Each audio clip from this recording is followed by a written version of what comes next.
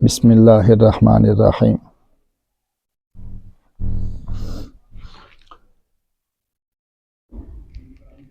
اللہ رب العزت کے یہاں سب سے محبوب شخصیت وہ ہے محمد الرسول اللہ صلی اللہ علیہ وسلم کی شخصیت۔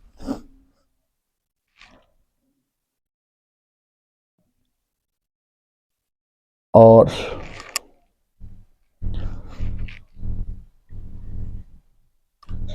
رسول اللہ صلی اللہ علیہ وسلم کے جو عشاق ہیں ان سے اللہ کو بہت زیادہ محبت ہے، اور عشاق میں پہلا نمبر ہے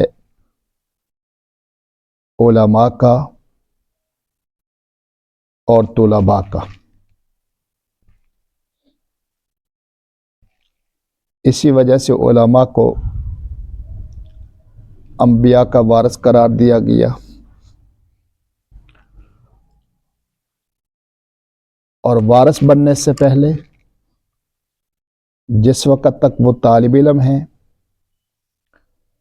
تو جو سب سے مقرب مخلوق ہے کہ جن کے اندر گناہوں کا تصور نہیں، ان کو حکم دیا گیا کہ ان کے پاؤں کے نیچے اپنے پروں کو بچھا دے۔ دنیا میں کسی کو اعزاز دیا جاتا ہے تو اس کے پاؤں کے نیچے ریڈ کارپٹ بچھایا جاتا ہے، سرخ قالین بچھایا جاتا ہے۔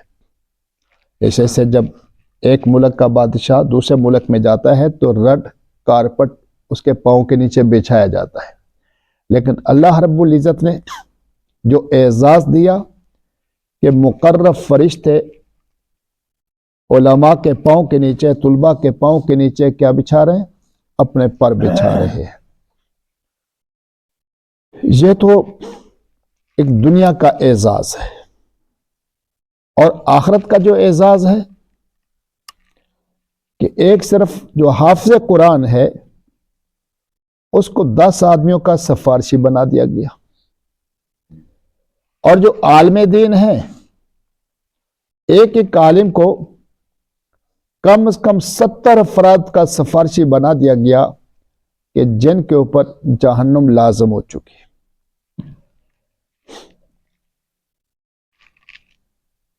اور پھر آپ خود ہی دیکھ لیجئے کہ جو آدمی ان سے محبت کرے گا، جو ان کا خادم بنے گا، اس کا کیا اعزاز ہوگا۔ اس پر میں ایک واقعہ سناتا ہوں۔ ہمارے اس پاکستان کے اندر ایک بڑے بزرگ گزرے ہیں، ملتان کے قریب ان کی رہائش تھی، مولانا دوست محمد قریشی صاحب۔ یہ پارٹنرشپ سے پہلے کی بات ہے۔ علم کے حصول کے لیے دارالعلوم دیوبند گئے، وہاں پر ان کو داخلہ پڑھنے کے لیے تو مل گیا، لیکن مدرسے والوں نے کہا کہ ہمارے پاس رہائش اور کھانے کا نظم نہیں، اگر آپ اپنا کھانا کر لیں اور اپنی رہائش کا بندوبست کر لیں تو پھر آپ کا داخلہ ہے، آئیں کلاس میں بیٹھیں، پڑھیں اور جائیں۔ تو انہوں نے کہا ٹھیک ہے میں اپنا نظم کر لیتا ہوں، لیکن اب پریشان تھے کہ کیسے اپنا نظم کریں۔ تو قریب مسجد کے اندر ایک خادم صاحب تھے، تو ان سے بات کی کہ یار میں تیری صفائی کروا دیا کروں گا مسجد کی، بس یہ ہے کہ ایک کونے کے اندر مجھے بستر لگا لینے دے۔ انہوں نے کہا ٹھیک ہے، اچھا ہے، مجھے اپنا خادم مل گیا۔ اب کھانے کے بغیر گزارا نہیں، دور دراز سے آئے تھے، پیسوں کا نظم نہیں تھا کہ جیسے اپنے کھانے کا نظم کرتے، تو بڑے پریشان بیٹھے تھے۔ ایک مرتبہ تو ایک بوڑھی عورت گزر رہی، اور بھی لوگ گزر رہے تھے، خیر گزرتے گئے تو ایک بوڑھی عورت آئی، اس نے کہا بیٹا میں آپ کو پریشان دیکھ رہی ہوں، کیا وجہ؟ انہوں نے کہا چھوڑیں اما، آپ اپنا کام کریں، مجھے اپنا کام کرنے دیں۔ انہوں نے کہا نہیں بیٹا بتاؤ۔ انہوں نے کہا ماں جی چھوڑیں آپ۔ اس نے کہا نہیں بیٹا بتاؤ، ہو سکتا ہے میں آپ کی پریشانی حل کر لوں۔ تو مولانا نے فرمایا کافی اصرار کے بعد کہ مدرسے میں پڑھنے کے لیے مجھے داخلہ مل گیا، لیکن میرے کھانے کا نظم نہیں ہوا، رہائش کا بھی نظم ہو گیا، تو اب میں پریشان ہوں کہ واپس بغیر علم کے حصول کے میں جاؤں. تو بوڑھی اماں نے کہا کہ آپ کو پریشان ہونے کی ضرورت نہیں، میں ایک بیوہ عورت ہوں، ایک گھر کے اندر صفائی کرتی ہوں، وہاں سے مجھے 2 روٹیاں مل جاتی ہیں، 1 روٹی میں آپ کو دے دوں گی اور 1 روٹی میں کھا لوں گی. تو فرماتے ہیں مولانا کہ جیسے مجھے چھٹی ہوتی میں اس اماں کے گھر کے اندر جاتا، پردے کے اندر مجھے 1 روٹی پکڑا دیتی، میں وہیں پر بیٹھ کر کھا لیتا، نلکے کا پانی پی لیتا اور اپنا گزارا کرتا رہا. سال مکمل ہو گیا. خیر اگلے سال مجھے داخلہ مل گیا جس کے اندر رہائش بھی مل گئی اور کھانے کا بھی نظم ہو گیا. تو پڑھ کر جب واپس آ گئے تو کہتے میں مدینہ منورہ کے اندر گیا تو میں نے خواب دیکھا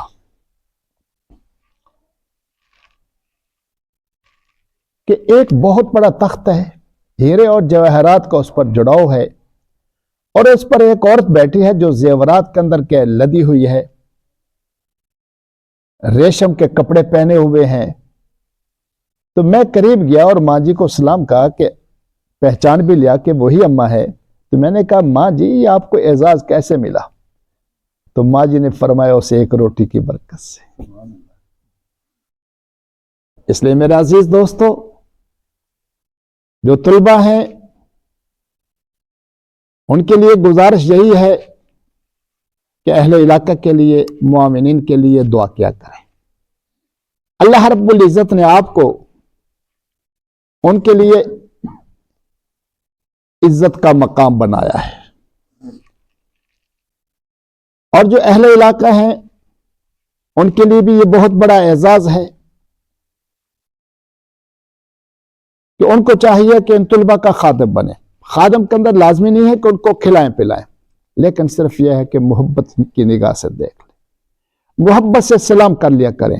باقی یہ بچے ہیں، طلبہ ہیں، طلبہ کے اندر وہ ساری کی ساری حرکات ہوتی ہیں جو ہمارے اپنے بچوں میں ہوتی ہیں، وہ شرارتیں بھی ہوتی ہیں، وہ سب کچھ ہوتا ہے. تو ان کو یہی سمجھ کر کے یہ ہمارے بچے ہیں، ہمارے بچے بھی ہمارے سامنے شرارتیں کرتے ہیں تو دیکھ کر دل خوش ہوتا ہے. تو یہ بچے بھی اگر شرارت کریں تو ہمارا دل خوش ہونا چاہیے. ہو سکتا ہے اسی خوشی کی برکت سے ہی اللہ رب العزت ہمیں وہ اعزاز دے دیں، وہ عزت دے دیں کہ جس کے بارے میں ہم نے کبھی سوچا بھی نہ ہو. اللہ رب العزت ہمیں اہل علم سے محبت نصیب فرمائے، ان کا خادم بنائے، اور ان کے قدموں کے نیچے سب کچھ اپنا قربان کرنے کی توفیق نصیب فرمائے.